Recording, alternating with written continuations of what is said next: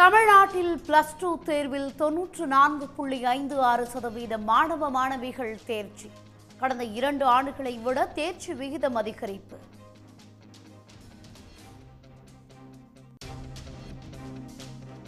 +2 தேர்வில் 97.45% தேர்ச்சியோடு 3வது ஆண்டாக திருப்பூர் மாவட்டம் முதலிடம். ஈரோடு, சிவகங்கை மாவட்டங்களில் 97.42% தேர்ச்சியோடு 2ஆம் இடம்.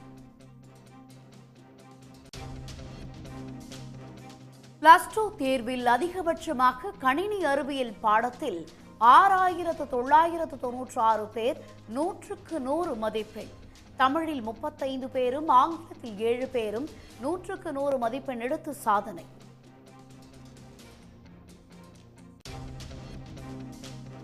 சாதிய வன்கொடுமைக்கு ஆளான நாங்குநேரி மாணவர் +2 தேர்வில் சாதனை.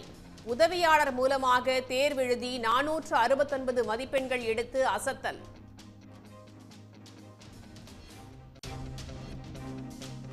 தந்தை இறந்த நிலையில் தேர்வெழுதிய கடலூர் மாணவி 474 மதிப்பெண்கள் எடுத்து அசத்தல். தந்தை இறந்த மறுநாளே மன உறுதியுடன் தேர்வெழுதி சாதித்த கூடலூர் மாணவர் தருண். மறுகூட்டல் அல்லது விடைத்தாள் நகல் பெற நாளை முதல் விண்ணப்பிக்கலாம்.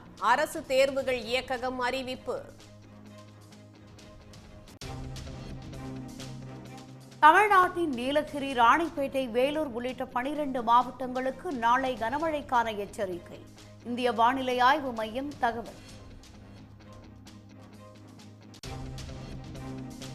தமிழ்நாட்டில் வரும் 10ஆம் தேதி வரை 5 நாட்களுக்கு வெப்ப அலை தொடரும் என வானிலை மையம் எச்சரிக்கை. உள் மாவட்டங்களில் ஒரு சில இடங்களில் வழக்கத்தை விட 4 டிகிரி செல்சியஸ் வரை வெப்ப அலை உயர வாய்ப்பு.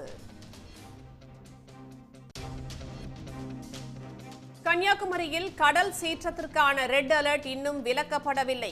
5 மருத்துவ மாணவர்கள் கடலில் மூழ்கி இறந்த விவகாரம் தொடர்பாக குமரி ஆட்சியர் விளக்கம்.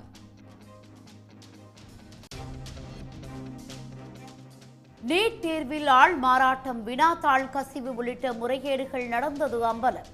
பீகார், ராஜஸ்தான், ஜார்க்கண்ட் மாநிலங்களில் மருத்துவக் கல்லூரி மாணவர்கள் உட்பட 50 பேர் கைது.